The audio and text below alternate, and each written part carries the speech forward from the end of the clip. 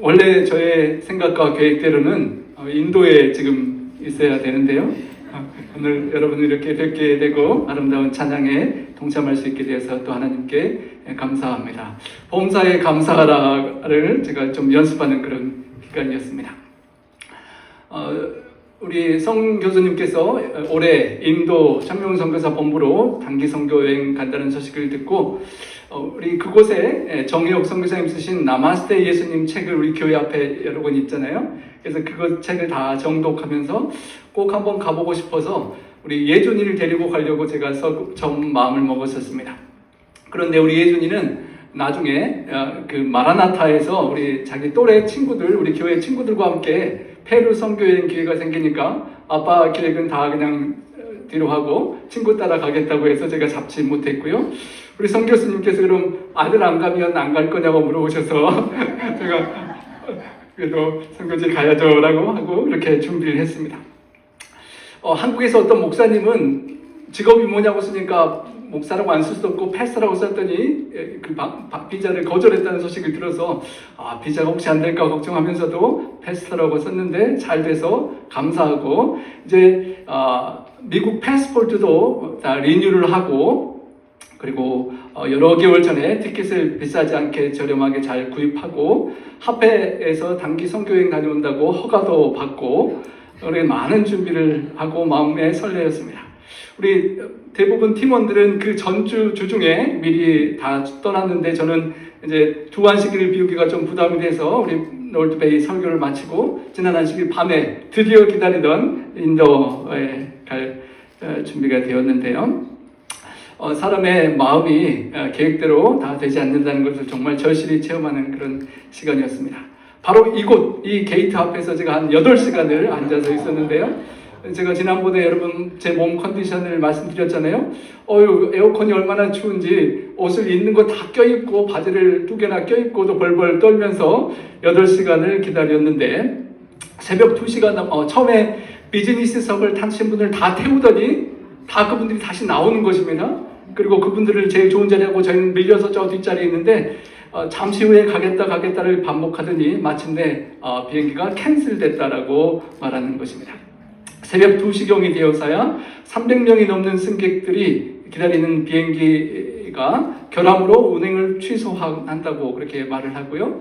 문제는 지금 한 분이 막 소리를 높이면서 저 사람에게 따지는 제가 하고 싶은 말을 해주는 사람이 있어서 제가 녹화를 해봤었는데요. 소리가 지금 나진 않는데 어떻게 하겠냐 그랬더니 우리가 할 수 있는 한도가 다 끝났다. 더 이상은 못한다. 좀만 기다리면 편지를 주겠다. 300명 이상 넘는 승객들 우리가 더 이상 어떻게 할 수가 없다라는 그런 내용이 오고 가고 1시간 넘어서 이제 편지를 주는데 본인들이 그곳에서 보통 우리가 미국에서 비행기를 이렇게 상황이 벌어지면 다음 비행기를 그 자리에서 연결을 시켜주잖아요. 당연히 그럴 줄 알았는데 이 사람들이 자기들은 그거 할 수가 없다는 것입니다. 300명 이상을 그렇게 할 수가 없고 이 편지를 1시간 정도에 주는데 그 편지에 있는 커스터머 서비스에 전화하면 어떻게든 해줄 거라고 그렇게 하는 상황이 벌어졌습니다. 여러분 300명이 한꺼번에 그렇게 되니까 얼마나 난장판이었겠습니까? 사실대로 하면 그 300명 넘는 사람의 호텔 투숙비를 다 지불해주고 2배가 넘는 이제 제가 구글 플라이트를 바로 설치해보니까 비행기 값이 2배가 넘더라고요. 그것을 다 지불해주고 그 모든 것을 책임져 줘야 되는데 엄청난 재정 손실이 있을 텐데요. 그것을 잘 감당하면 그 책임이 부담스러워서라도 다음에 그런 실수들이 줄어들 것 같은데 아주 무책임하게 손님들만 억울하게 만들고 적당히 넘어가는 것 같았습니다.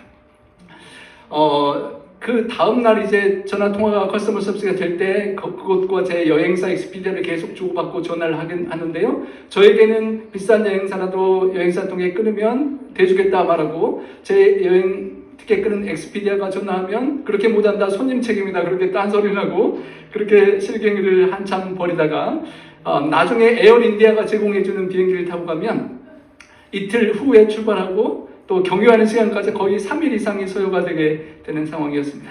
저는 이미 안식일을 지나서 가야 되기 때문에 다른 선교팀원보다 며칠이 늦었고 또 3일 이상이 늦으면 실제로 선교 봉사하는 기간이 아주 거의 없기 때문에 고민하다가 포기를 하게 되었습니다. 선교지에서 이제 단체 그룹 카톡방, 그룹방에 이제 사진들이 계속 올라오는데요. 마음이 참 싱숭생숭했습니다. 그 선교지에서 이제 봉사가 의료 선교 봉사가 펼쳐지고 우리 선교수님 땀 흘리면서 그 모든 대원들을 이끌면서 수고하고 계셨고요. 그리고 우리 강진희 자매도 보이죠? 우리 진희 자매와 함께 다 봉사하고 있는데요. 무사히 안전히 잘 귀가할 수 있도록 우리 기도 부탁드립니다. 그냥 우리 네팔 선교를 갔다 오시는 우리 서경전 부부가 그냥 쉽게 막 갔다 왔다 하는 게 아니라는 것을 제가 이번에 절실히 느꼈습니다. 제가 그래서 그 비행기를 이제 완전히 포기하고 노르트베이에 피클볼 모임이 있어서 갔다가 요세미티 근처에서 오신 조용종 장로라는 분이 이사 오실 관심이 있어서 순순의 새집단지를 보여드리고 아주 좋아했는데 제가 안 가서 장로님 뵀다고 좋아하긴 했는데 그러면서도 제 한편으로는 아이고 어떻게 비행사가 이렇게 무책임할 수가 있을까라는 생각이 자꾸 들었습니다. 그래서 제가 에어 인디아가 무슨 회사길래 그러나 하고 검색을 해봤더니 지난 5월 달에는 승무원 300명이 병가를 내고 출근하지 않고 휴대폰을 다 꺼서 그 이틀 동안에 처음 172편의 항공편이 취소됐다는 보도도 있었고요. 이런 설명을 보았습니다. 일정이 중요한 경우 절대 이 여행사를 이용하지 말라고 권유하는 그런 문구가 있는 이런 글까지 제가 찾았습니다. 제가 미리만 알았더라면 무조건 싼 비행기, 저는 에어인디아라고 해서 코리아, 우리 한국 대한항공처럼 대표적인 좋은 걸로 생각했더니 그렇지 않은 것 같고요. 여러분들 혹시나 중요한 일정이 있을 때는 절대 이 티켓을 끊지 마시고 우리 다른 선교팀원들처럼 터키로 가서 여기서 뉴델리로 갈아타야 된다는 것을 제가 늦게야 알았습니다.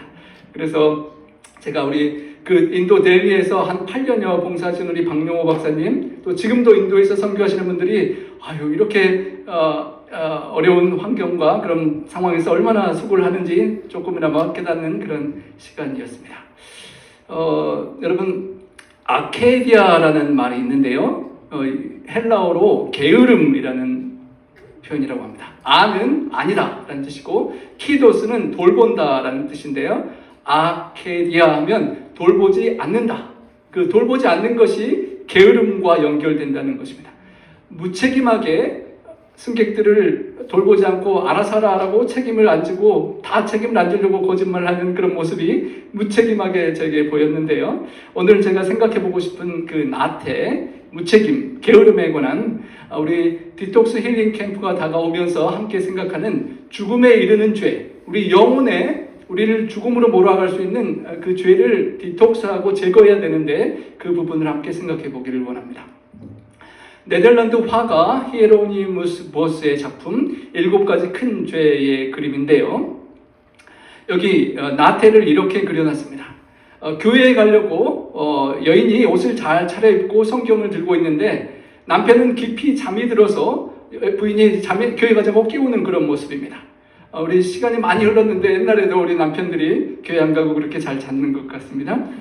직장의 경무나 다른 핑계를 대며 예배 드리러 가기보다는 TV 앞에 앉아서 운동이나 정치 해설 등에 관심을 보이는 가장의 그런 모습인데요. 지금 앞에 그 옛날에 벽난로, 불 피운 난로가 따뜻하게 있고 추운 겨울에 잠자는 개가 있어서 그 그림 자체가 게으름을 뜻하는 그림이라고 합니다.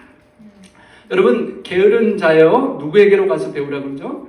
개미에게서 지혜를 얻으라. 근데 반대로 개미에 반대되는 게으른 짐승이 슬로트라는 짐승이 있다고 합니다. 나무늘보라는 어린 짐승인데요. 중남미에 살고 있는데 세상에서 제일 게으르고 느린 동물이라고 합니다. 몇 시간 잘까요, 하루에?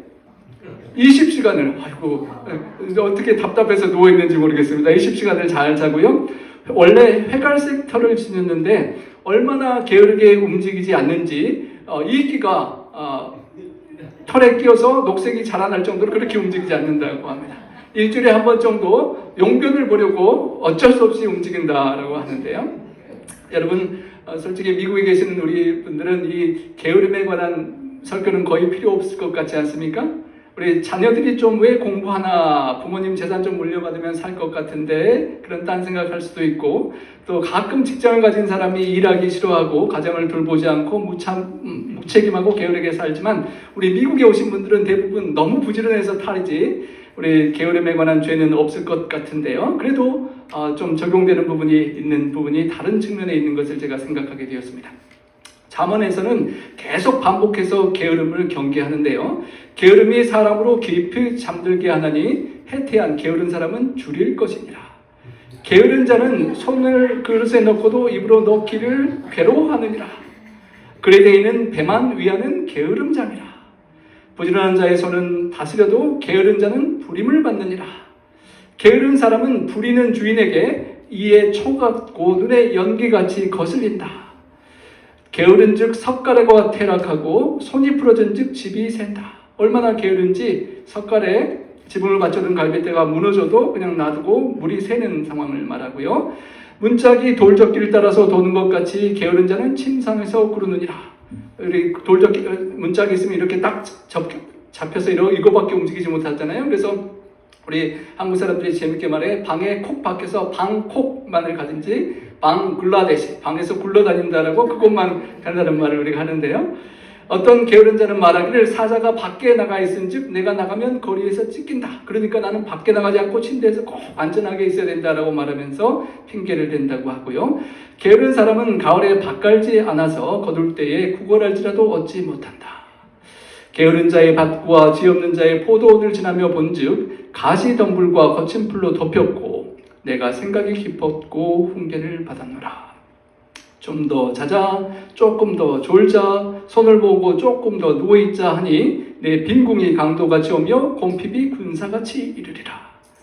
게으른 자는 마음으로 원하여도 얻지 못하나 부지런한 자의 마음은 풍족함을 얻느니라. 선이 대답하는 7사람보다 자기를 지혜롭게 여기느니라.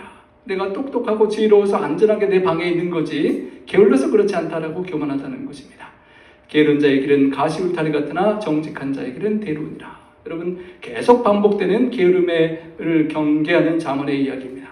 특별히 신약에서는 예수님께서 달란트의 비유를 말씀하시면서 한 달란트 받은 사람을 뭐라고 책망하셨습니까? 게으른 종아. 근데 앞에 붙이기를 악하고 게으른 종아라고 그랬습니다.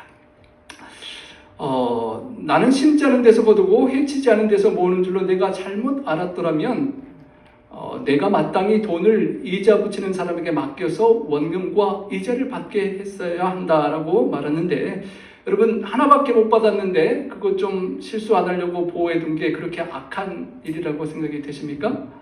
심지어 그 결과가 이렇습니다. 이 무익한 종을 바깥 어두운 데로 내쫓으라. 거기서 슬피 울며 이를 갈미 있으리라.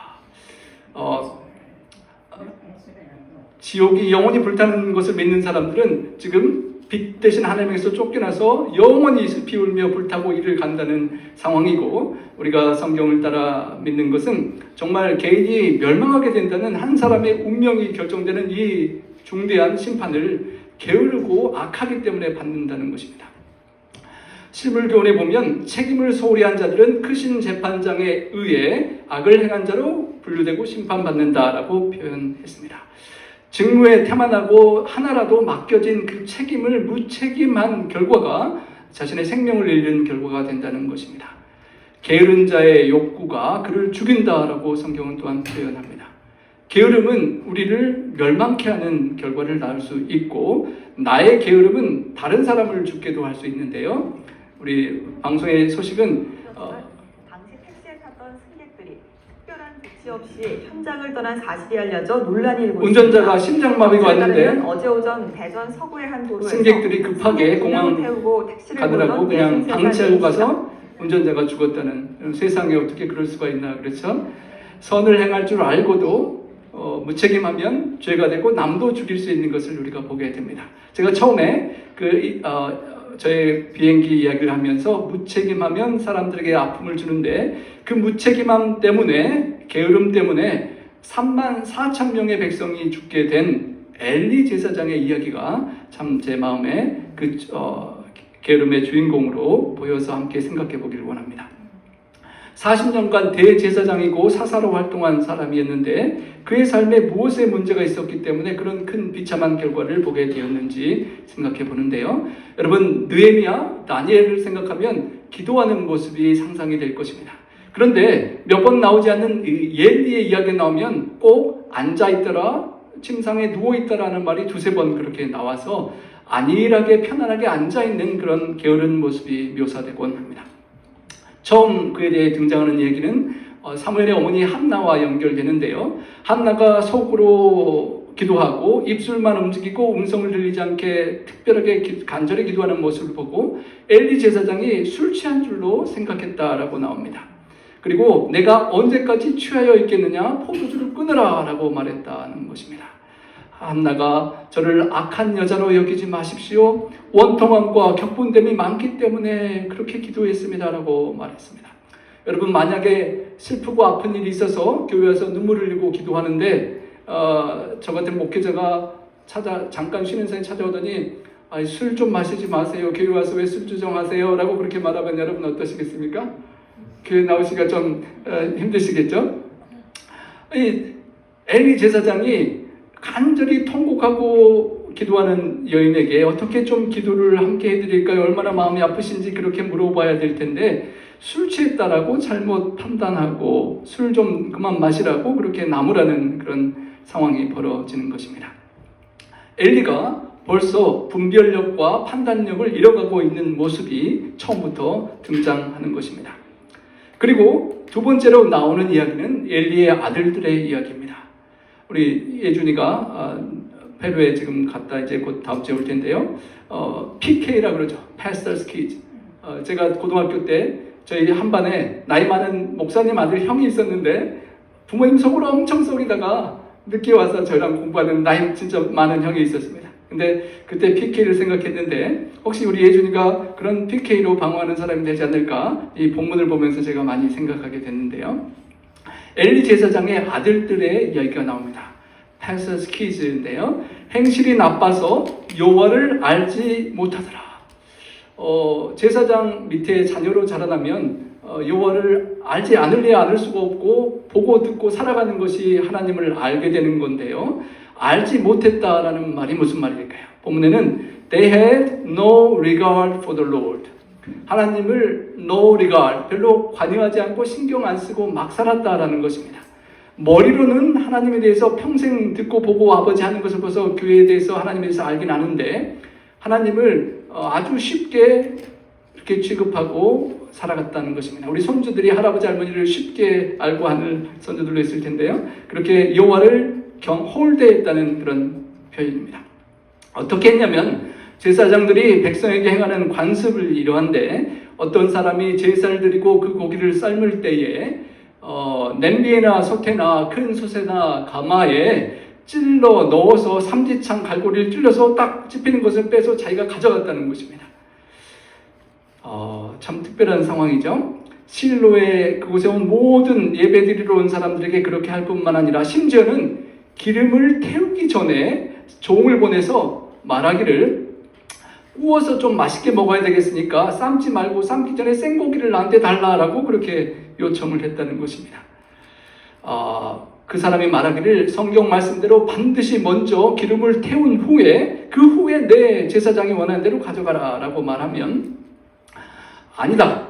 지금 나에게 내지 않으면 내가 억지로라도 폭력으로라도 뺏어가겠다라고 그렇게 했다는 것입니다. 그 소년들의 죄가 여호와 앞에 심히 커서 여호와의 제사를 멸시했다라고 그런 성경은 평가를 합니다. 하나님께 드려져야 될 것이 드려지기도 전에 자기가 원하는 생고기를 먹겠다라고 자기 욕심대로 자기 하고 싶은 대로 하는 제사장들 엘리의 아들들의 만행의 모습을 보는 것입니다. 레위기 7장에 보면 화목 제물 중에 흔든 가슴과 든 뒷다리를 가져다가 제사장 가족들에게 주게 했는데 지금 상황은 아무 것이나 그냥 찍어서 좋은 것들을 다 가져가는 그런 성경 말씀과 하나님 말씀을 그렇게 무례하게 불순종하는 그런 모습들입니다. 그런 상황에 대하여 엘리가 매우 늙었을 때 아들들에 대한 소문이 그 백성들이 행한 모든 일이 아버지에게 들렸습니다. 심지어는 회막문에서 수종들은 여인들과 동침하였다는 소식까지 듣게 됩니다. 여러분이 부모님이라면 마음이 어떠시겠습니까? 엘리가 이렇게 반응합니다. 그들 아들들에게 이르되 너희가 어찌하여 이런 일을 하느냐? 내가 너희의 악행을 이 모든 백성에게서 듣노라. 아버지가 백성들의 소문이 들리기 전에 어쩌면 자녀들의 그 상황을 먼저 파악하고 경계하고 막고 했어야 될 텐데 그렇게 하지 못하고 다 나쁜 짓을 하는 소문이 다른 사람 통해서 아버지에게 들려오고 그제서야 아버지가 이렇게 말하는 것입니다. 내 아들들아 그리하지 말라. 내게 들리는 소문이 좋지 아니하니라. 너희가 여호와의 백성으로 범죄하게 하는도다. 여러분, 저희가 애준이를 조금 늦게 나서 이제 키우고 있는데요. 점점 시간이 가면 갈수록 애준이한테 이렇게 강하게, 엄하게 말하는 게 점점 힘들어진다는 것을 저희 둘 다 느끼고 있습니다. 성경에는 엄하게 매도 때리고 해야 된다는 말씀이 정말 많은데 잘 하기가 어려운데요. 이 엘리가 아들들에게 하는 말이 너무도 유약합니다. 내용은 맞는데 자녀들이 들을 때 아무런 겁나지 않는 아버지의 말인 것 같습니다. 사람이 사람에게 범죄하면 하나님이 심판하시려니와 만일 사람이 여호와께 범죄하면 누가 그를 위하여 간구하겠느냐. 더 이상 너희를 위해서 간구할 사람도 없고 해결할 방법이 없다라고 말하지만 그 아들들은 아버지의 말을 듣지 아니하였으니 귀로는 들었겠죠. 그렇지만 마음속으로는 곧 웃음치고 무시했다는 것입니다. 여호와께서 그들을 죽이기로 뜻하셨다라고 표현하는 것은 이미 그들이 하나님의 말씀을 계속 무시하고 아버지의 말도 무시하고 강팍하게 성령의 호소를 거절하는 결정을 했다는 그 상황을 이렇게 표현하는 것입니다. 여러분, 엘리의 온 가문과 백성들이 엄청난 죽음을 당할 정도의 엄청난 이 문제를 가벼운 실수를 그냥 적당히 남으라는 정도로 지나가는 엘리의 유약한 모습이 보입니다. 저도 좀 강하게 엄하게 애준에게 잘 못하는 부분이 있는 것 같은데요. 그런 우리 모습을 돌이켜보게 됩니다. 내게 들리는 소문이 좋지 않다라는 말 정도는 그 죄를 짓고 즐기는 아들들을 바로잡을 수가 없었습니다. 지금 하나님의 말씀대로 징계하고 경계하지 못하면 자식들도 망하고 가족 일가도 망하고 백성들도 망하고 하나님도 욕을 먹는 그런 상황에 처해 있는데 아버지는 유약하고 그렇게 다스리고 훈육하는데 너무도 부족한 모습을 보여줍니다. 마음속으로는 정말 가장 안타까운 마음을 가졌겠지만 자녀들을 훈련하고 징계하고 징벌하고 혹 필요하면 매질을 해서라도 다스리지 못하고 결국에는 나중에 하나님의 심판을 당하고 하나님의 징벌과 채찍을 맞게 되는 안타까운 모습을 봅니다. 잠언에는 또 징계에 대한 말씀이 자주 나옵니다. 매를 아끼는 자는 그의 자식을 미워함이라 자식을 사랑하는 자는 근실히 징계하느니라. 내 자식을 징계하라. 그리하면 그가 너를 평안하게 하겠고 내 마음에 기쁨을 주리라. 내 아들에게 소망이 있다면 징계하고 죽일 마음은 두지 말지니라. 아이의 마음에는 미련한 것이 얽혔으나 징계하는 채찍이 이를 멀리 쫓아내리라. 훈계하지 아니지 말라. 채찍으로 때릴지라도 죽지 아니하리라. 반복하여 엄한 또 징계와 훈육이 필요하다는 그런 말씀들이 있는데요. 에어 인디아가 얼마나 좀 특별한 상황이 되려면 변화가 있을지 모르겠는데요. 여러분, 작년에 타겟 마켓에서 6월에 동성애자 인권의 달을 앞두고 트랜스젠더 여성들을 위하여 제품을 전면에 배치해 광고했었습니다. 그래서 수많은 사람들이, 특별히 기독교인들이 그 LGBTQ 정상화에 반대하면서 수천 명의 사람들이 타겟 상대로 불매 운동을 벌이고 그런 성경에서 어긋나는 제품들을 내놓고 그렇게 하는 것을 하지 말라라고 압박을 했는데요. 시간이 흐르고 많은 사람들이 그렇게 스피크업 하고 나서 많은 금액의 수십억 달러의 손실을 본 이후에야 타겟이 성명을 냈다고 합니다. 그런 상황을 감안하고 불매운동의 중심이 된 아이템을 없애고 치우겠다라고 그렇게 하고 많은 그런 비즈니스들이 그것을 보았을 텐데요. 어떤 면에서는 잘못된 길을 가고 있는 그 상황에 스피크업하고 강하게 말하고 보이콧도 하는 그런 모습이 우리들을 다른 잘못된 길을 가는 사람들에게 변화를 느끼게 해야 한다는 느낌을, 그런 필요를 주게 되는 것 같습니다. 엘리가 자녀들을 훈육하고 그 길을 바로잡지 못하자 이제 그 시간이 흐르고 하나님의 선지자가 와서 엘리에게 이렇게 경고합니다.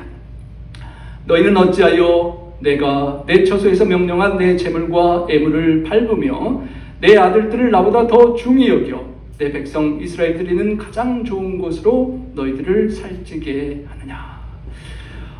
여러분 하나님보다 더 중히 여기시는 존재나 무엇이 있습니까? 특별히 엘리는 너의 아들들을 하나님보다 더 중히 여겼다라고 선지자가 지적합니다. 여기 카바드라는 말이 무겁다라는 뜻인데 나중에 카봇이라는 영광에 사용되는데 하나님과 아들들을 이렇게 저울에 재고 무게를 재어서 두 아들들이 더 무겁게 비중이 돼서 하나님이 원하는 뜻대로 아들들을 훈육하지 못하고 소중한 아들들이 하는 대로 그냥 따라가는 그런 모습을 표현하는 것입니다. 나 자신을 돌이켜보고 우리의 자녀들을 볼 때 진정 내가 하나님보다 나 자신이나 내 자녀들을 혹시 더 중요하게 생각하고 있지 않는지 그런 모습을 돌이켜보아야 한다는 것입니다. 경고는 그렇지 않으면 내 두 아들 홈리와 비느하스가 한날에 죽으리니 그 둘이 당할 그 일이 내게 표징이 되리라 경고하였습니다. 반면에 하나님께 서원하여 사무엘을 얻은 한나는 서원대로 하나님 앞에 사무엘을 맡기고 하나님 앞에서 성장하게 하였습니다. 아이 사무엘이 엘리 제사장 앞에서 섬길 때에 여호와의 말씀이 희귀하여 이상이 흔히 보이지 않았다라고 합니다. 40년여 엘리가 제사장으로 하나님과 백성들의 사이를 연결하는 역할을 했는데요. 하나님의 말씀이 희귀하게 잘 들리지 않았다는 상황입니다. 그럴 때에 하나님께서 사무엘을 불러서 말씀하시는 상황이 펼쳐집니다. 3번이나 부르는데 사무엘이 하나님이 부르신 줄을 모르고 엘리에게 자꾸 가니까 엘리가 말하기를 하나님께 여호와여 말씀하시면 종이 듣겠다라고 대답하라고 가르쳐 줍니다. 그리고 사무엘이 듣는 이야기가 참으로 놀랄만한 이야기입니다. 하나님께서 대제사장 엘리에게 말을 하지 못하고 어린 소년 사무엘에게 주시는 말씀입니다. 내가 그 집을 영원토록 심판하겠다고 그에게 말한 것은 그가 아는 죄악 때문이니 엘리의 집을 심판하는 이야기를 이제 사무엘에게 하는 것인데요. 이미 엘리가 알고 있는 죄악 때문에 심판한다라고 말씀하는 것입니다. 엘리가 모르는 것이 아니고 대제사장으로서 자신의 자녀들이 하는 죄악을 알고 있었는데 그 문제를 하나님 앞에 두렵고 떨리는 마음으로 징계하고 훈육하고 회개하고 바꿔야 됐는데 그렇게 하지 않고 시간을 계속 보냈다는 것입니다. 바로 자신의 자녀를 훈육하고 양육하는 책임을 무책임하게 게을렀기 때문에 알면서도 그 죄를 해결하지 않았기 때문에 엘리의 가정이 심판을 받는다는 것입니다. 자기 아들들이 저주를 자청했는데 그것을 알고 보는 아버지가 엄하게 금하지 아니하였다라고 말하는 것입니다. 하나님께서 시간을 주시고 회개하고 변화시킬 기간을 주셨는데 금하지 않고 시간을 계속 끄는 무책임한 게으름이 엘리에게 있었다는 것입니다. 그리고 결국은 엘리의 집에 대하여 맹세하기를 그의 집의 죄악은 제물로도 예물로도 영원히 속죄함을 받지 못하리라 라고 그렇게 말씀하십니다. 엘리가 궁금했겠죠. 하나님이 자신은 안 부르고 사무엘을 3번이나 불러서 무슨 말씀을 하셨을까 참 궁금했겠죠. 그래서 너 나에게 다 안 밝히면 혼난다. 하나님이 벌 내릴 거니까 다 말해라 라고 그래서 이야기를 듣습니다. 그 말을 듣고 나서 여러분 엘리가 어떻게 해야 될까요? 그 무서운 말을 듣고 나서 어떻게 정말 회개하고 눈물 흘리며 통곡하고 어떻게라도 그 상황을 좀 바꿔보려고 노력해야 될 텐데 엘리는 이렇게 말합니다. 그는 여호와시니 선하신 대로 하실 것이니라. 어쩌면 자포자기한 모습이죠. 더 이상 아들들도 바꿀 힘이 없고 자신도 어떻게 할 방법이 없어서 포기하는 그런 연약한 어쩌면 조금 게으른 모습이 보이는 것입니다. 어린 사무엘에게 하나님께서 말씀하실 때 이미 엘리 제사장과 하나님과의 의사소통이 이렇게 잘 되지 않고 있음을 커뮤니케이션이 단절된 것을 우리가 볼 수 있습니다.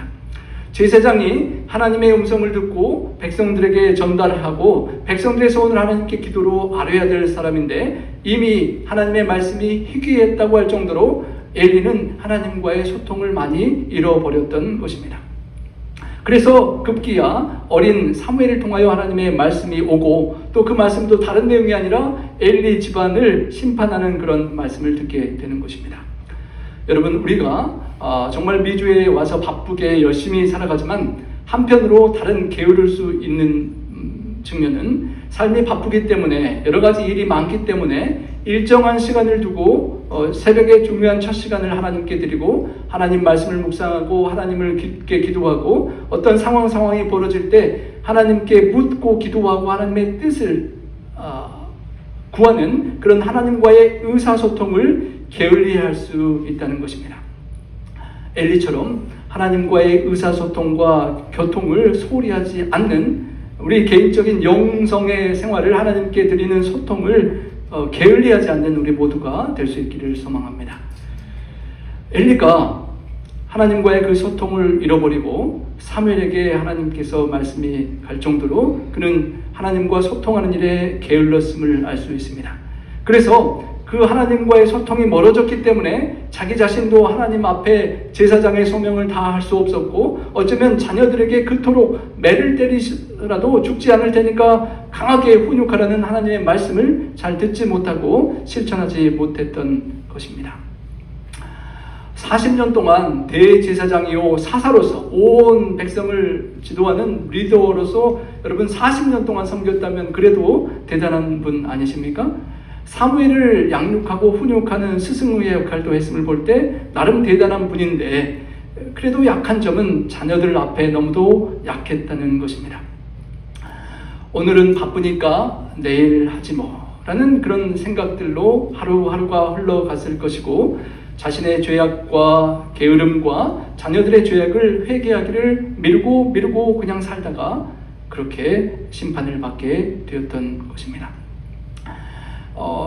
우리를 사망으로 죽음으로 이끌어가는 죄로 게으름이 될 수 있는 것은 우리의 삶을 파멸시킬 수 있는 독소가 있으면 바로 빼내야죠. 여러분 뭘 독소를 잘못 먹으면 숟가루를 바로 먹든지 응급실에 가서 바로 그 독소를 빼내야 되는데 바로 회개하지 않고 그 독소를 제거하지 않고 적당히 내일로 미루고 살다 보면 그 독이 우리의 영혼을 다 침범하고 우리를 죽음으로 끌고 간다는 것입니다.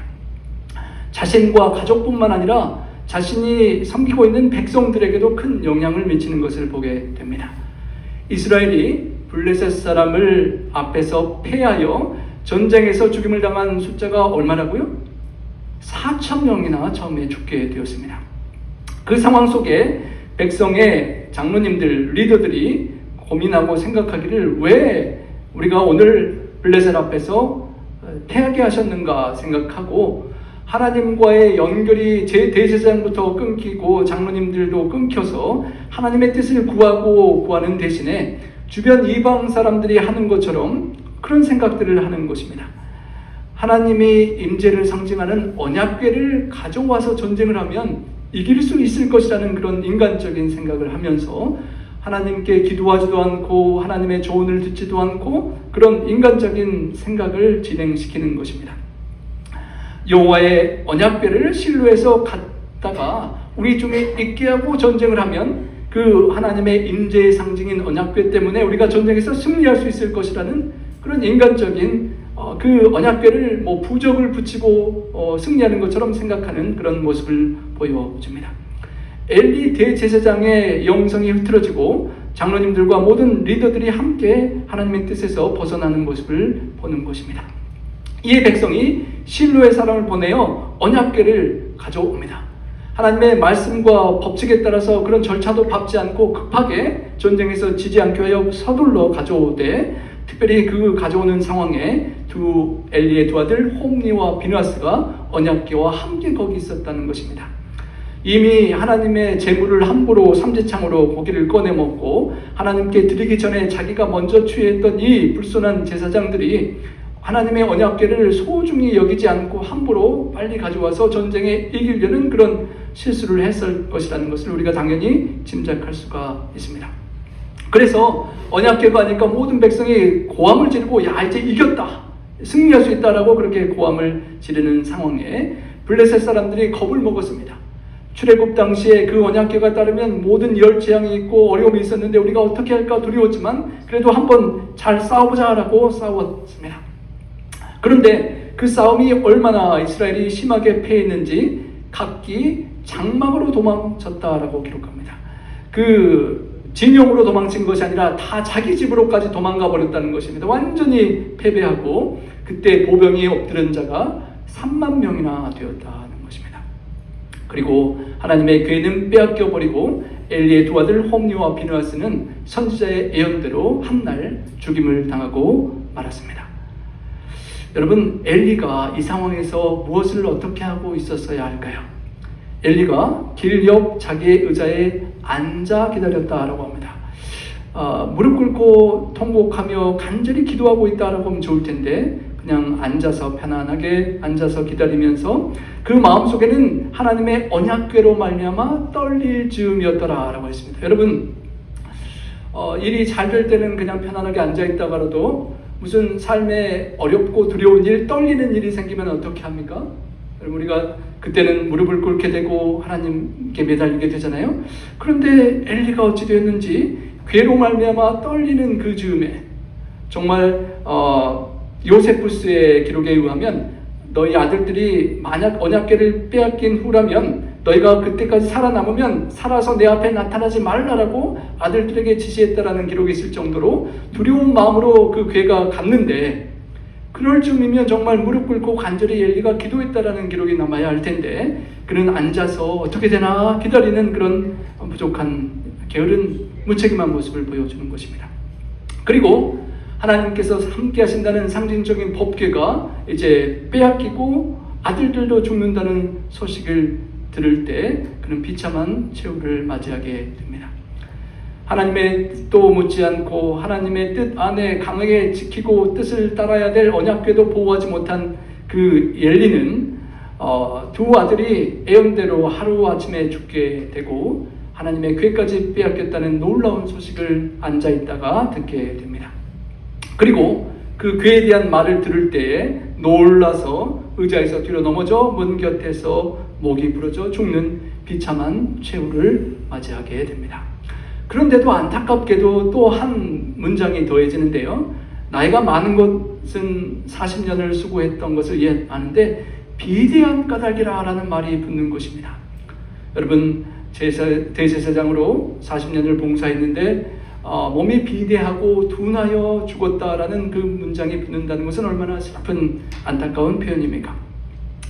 열심히 섬기고 봉사하다가 되는데 계속 게으르게 앉아있는 표현이 나오고 몸이 비둔해질 수밖에 없고 습관화된 게으른 모습을 조명해주는 그런 표현이라고 생각할 수 있겠습니다. 그의 안일함과 무책임함이 자녀들을 파멸시켰고 자기 가족이 멸망하고 백성들 34,000명의 파멸을 일으키고 가져오고 말았던 것입니다.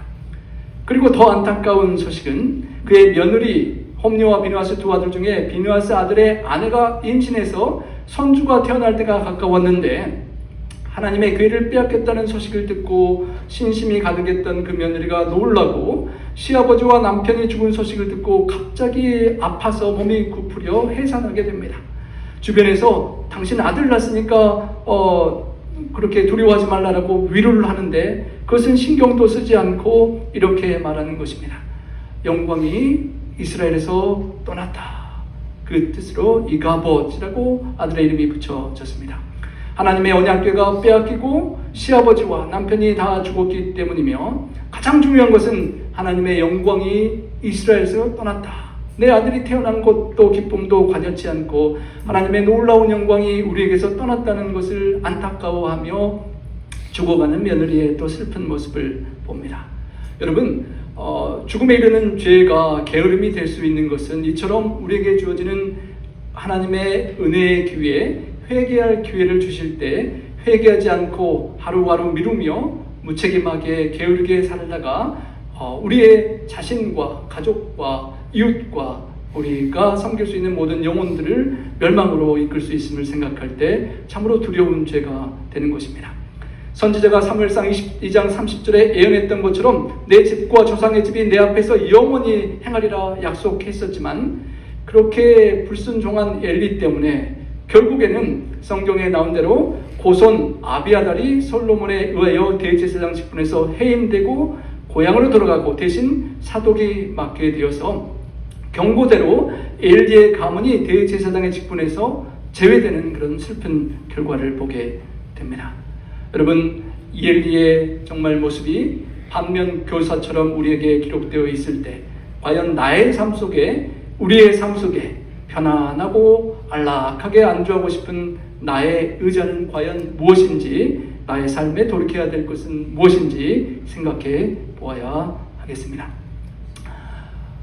여러분, 베를린 장벽이 세워지기 전 270만 동독인들이 자유를 찾아서 동독에서 서독으로 대이동을 했다고 합니다. 1954년 수많은 인파가 구름처럼 서쪽으로 이동하는 가운데에 정반대인 동쪽으로 떠나가는 한 가족이 있었다고 합니다. 바로 이 가족인데요, 서독 출신의 호르스트 카스너 목사님의 가족이었다고 합니다. 수많은 목회자들이 동독에서 서독으로 넘어왔기 때문에 서독에는 목회자들이 엄청 많았지만 동독은 목회자가 없어서 수많은 영혼들이 방치되고 있을 그런 때에 카스너 목사님이 가족들 데리고 피난 행렬을 역행하여 동독으로 건너간 것입니다. 그 당시 카스너 목사는 서독에서 남부럽지 않게 잘 살고 안정된 생활을 하고 있었는데요, 또 특별히 함부르크에서 나온 육주가 된 딸 신생아가 있었습니다. 그 육주된 신생아를 데리고 머나먼 동쪽으로 정한 거처도 없고 불러주는 콜링하는 교회도 없는데 그것을 향해 찾아간다는 것은 대부분의 사람의 생각할 때 참으로 무리한 그런 선택이었습니다. 하지만 그는 하나님 앞에서 삶을 바르게 살고자 고민하던 그가 안락한 생활을 포기하고 교회도 없는 공산치하로 들어가기로 결심을 했던 것입니다. 카스너 목사님이 청지기 인생을 사는 것과 예수님처럼 더 낮은 곳을 향하여 선택하고 나아가는 것이 하나님 앞에 합당한 삶이라고 믿었기 때문에 고난의 길과 십자가의 길을 선택했던 것입니다. 그렇지만 그의 선택의 결과는 놀라웠습니다. 당시 아버지의 품에 안겨서 공산치하 동독으로 갔던 딸이 아버지의 신실하고 철저한 신앙생활로 양육받으며 자라났습니다. 수학과 언어에 뛰어난 능력이 있었던 그녀는 동독에서 물리학자로 활동했고 통일 과정에서 정치에 참여하기 시작하여 환경부 장관이 되었습니다. 2005년 독일 총선에서 총리가 되었고 2013년 그녀가 이끄는 기독교 민주연합당이 승리를 거두면서 그녀는 3선에 성공했고 2017년에는 4선에도 성공했습니다. 소박한 동독의 시골교에서 자란 소녀가 통일 독일의 최고 지도자가 되어서 유럽의 경제 위기를 극복하고 전 세계 자본주의 체제를 계획을 이끌었던 것입니다.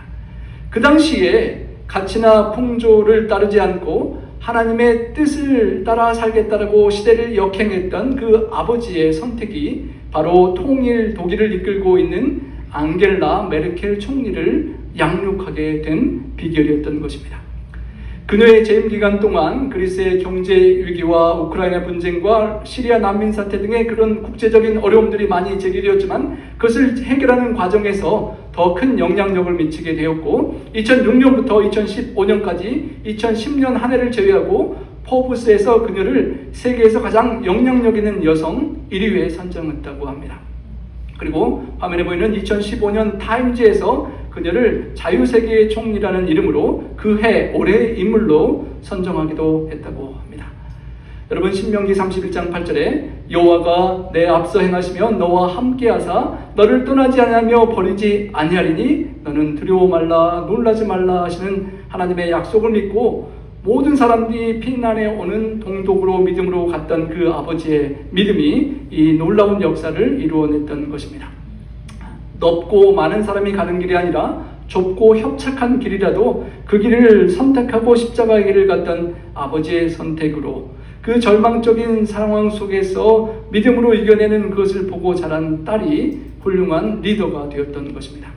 2016년 당시에 성공의 목사의 딸과 룩터교 목사의 딸이 영국 총리와 독일 총리가 되어 유럽의 미래를 짊어지고 있다라는 그런 기사가 나왔는데요. 그 기사의 핵심은 목회자들의 자녀가 물론 잘못된 자녀들로 많지만 이 두 분은 열심히 일하는 특징을 가지고 있다라고 그렇게 평가를 했다고 합니다.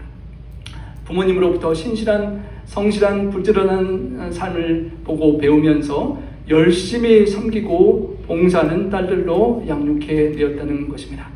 사랑으로 섬기고 봉사하는 딸들을 훌륭하게 키워낸 부모님들의 아름다운 모본이 자녀들에게 전수되었던 것입니다. 참으로 쉽지 않은 자녀들을 향한 모본이지만 우리가 자녀들과 이웃들과 이 지역 사회를 위하여 더욱 그런 사랑의 모본을 보여줄 수 있는 우리가 될 수 있기를 소망합니다. 주님께서 하늘 보좌에서 일어나셔서 이 죄악 땅으로 낮아지고 내려오셨습니다. 사랑하면 주님은 사랑했기 때문에 가만히 게을리 있으실 수 없었고 발을 씻기까지 섬기는, 그리고 끝까지 십자가를 지고 가시는 그런 사랑을 표현하셨습니다. 사랑하셨기 때문에 7년을 7일처럼 여겼던 야곱처럼 주님은 시간 가는 줄 모르고 사랑하며 섬기셨습니다. 사도 바울도 그 주님을 본받아서 나의 선한 싸움을 싸우고 달려갈 길을 마치고 믿음을 지켰다라고 고백하였습니다. 여러분, 우리도 주님처럼 사랑으로 우리에게 주어진 기회에 열심히 사랑하고 하나님 아버지께서 일하시니 나도 일한다라고 말하며 병자들을 부지런히 고시셨던 주님처럼 사랑하며 열심히 살 수 있기를 소망합니다. 베드로에게 내가 나를 사랑하느냐 주님께서 물으셨죠? 여러분, 예수님을 사랑하십니까? 네. 그 사랑한다고 하신 그 고백이 내가 나를 사랑하면 내가 사랑하는 영혼들을 위하여 부지런히 섬기고 부지런히 먹이고 부지런히 돌보라라는 주님의 말씀을 들어드리는 우리의 남은 생애가 될 수 있기를 소망합니다. 이제 우리에게 왕 같은 제사장으로 살도록 허락해 주셨으니 이제는 더 이상 게으르지 말고 수종들어 섬기고 분양하는 영적인 제사장의 삶을 신실하게 살아갈 수 있기를 소망합니다. 부지런하여 게으르지 말고 열심을 품고 주님을 섬기듯 영혼들을 섬겨서 예수님을 더욱 잘 알아가고 우리 전도회 때와 우리 예수님을 만날 때에 우리가 열매를 주님께 드릴 수 있는 그런 삶이 되기를 원합니다. 마침내 심판자 앞에 우리가 서게 될 때 주님께서 여러분의 삶을 놓고 내가 나를 위하여 이름을 위하여 견디고 게으르지 않았던 것을 내가 아노라 하는 인정을 받으시고 잘하였도다 착하고 충성된 종아 내가 작은 일에 충성하였음에 내가 많은 것으로 너에게 맡기리니 내 주인의 즐거움에 참여할지어다 라는 칭찬을 다 듣는 우리 모든 성도님들 되시길 축원하며 말씀을 드리겠습니다. 우리 다 함께 언신의 찬양 드리시겠습니다.